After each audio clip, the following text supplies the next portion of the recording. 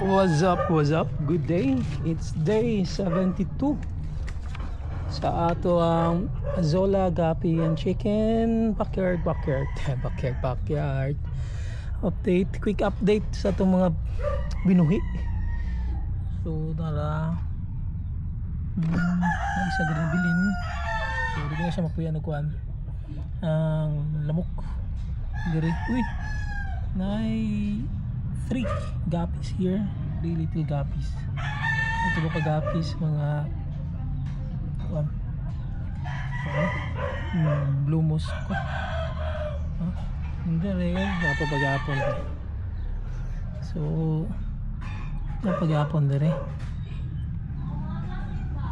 Guppies. Ang ato ang mosquito prevention. Responsible sila for eating mosquito larvae, so big help. Green na tayo. Still napay ko mga guppies here. I think tulo na dire. Okay, they're still alive. Isa napaghapon, lugay ganun dako. Kuhaan ako gapon, pero still baga ng gapon.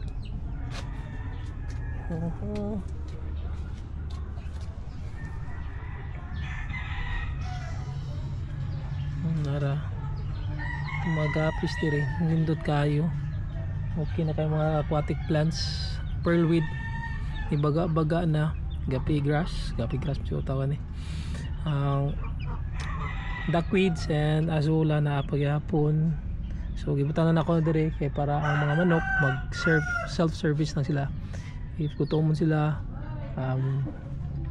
tungtong na sila dire, muning ugaw kani kay kapatong sila, and then kaon lang din sila din. So muna sila dire na itong chicks unong kabuok.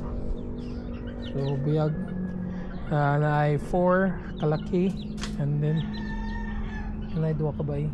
So ang inahanan ni is ang Gilmore ang bae, then Gray ang lang father or lang papa. Muna sila atong diri nahurot na gani diri, nahurot na itong mga duckweed o gasola kay kakauno naman ginila. Gutom sila, patong lang sila bisan diri kapatong ng mga chicks na ko dali, mga piso. Then tukaon lang nila dayon ang kuan ang atuang duckweeds. So muna yung mga black na to nga mga guppies. Then kini ang panda nga strain. Ngayon ang kuan ang male is na wala ngano na mawala man kay pagkapuno dapat diri ang water level ni mambak mo gud sila. And then thankful kay mga gagmay mga fries wala nila kaon. So usually manggod kani mga pandas ginakaon nila ang ilang mga fries, guppy fries, but fortunately napagay po tayo makita ng mga fries and they are still healthy. So I don't know if kita ninyo. So wala sila dari. Yan gini gisiparit ng mga dagko kay mag-ilog sila sa bahog, luoy kay tong uban. So kay tong mga gagmay. Mga nawayon din na isa ka balaw gina siya sagol.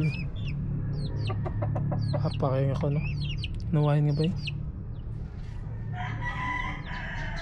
Ito siya ang bisaya nga manok breeder wap tayo ba nga breeder native, so kana nasa sa duda. Then dere nabalit na, napuno na ang ato ang pond. sa azula and duckweed. So mas dominant or daghan ang azula na to dire. Kay sa itong pagbutang, azula itong gibutang, din ay masagol nga duckweed. Ginakuha man ako itong una, but karon din na ako mapasok kuha kay daghan na kay sila, dali na kinag-anak-anak, dali na multiply. Din ay mga guppy fries dire, anak sa tuxedo nga guppy strain. So ito ay buntabang ang mga kuan strain ng mga manok dito and there is mga chops. Gisago lang na ako i-mix. So si klase rin sila nga strain dire. Ay gold, ay mga mosaic, and there mga kuan black. Kauban na sila itong na dito, but di rin dali ang dagko.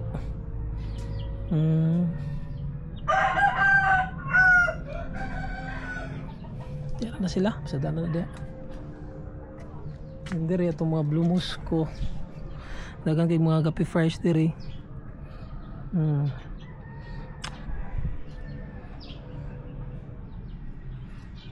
Pero indot kayo ikog ang mga blue moose ko.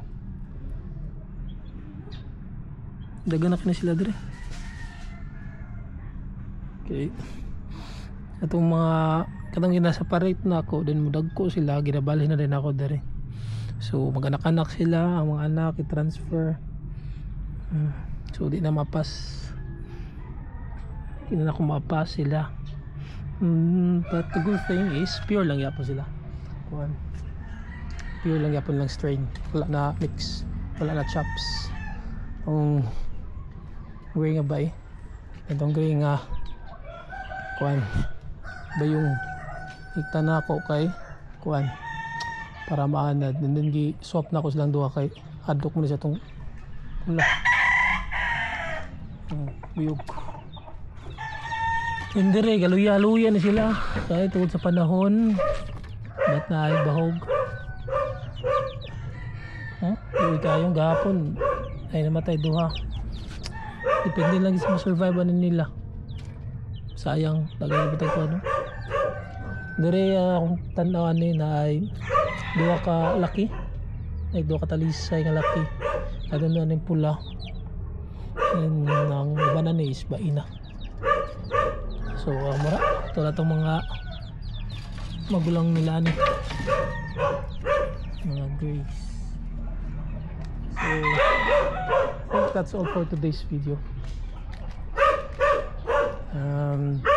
If you have any suggestions, you can comment down below, and please do like and subscribe to our channel para updated mo sa ito ang hobbies to raise aqua plants, guppies and chicken. So high purpose, so na purpose atong pagbuhi each kind. So that's all for today's video, and I hope you like and subscribe to our channel para updated mo sa atong hobby. So bye bye everyone, and God bless.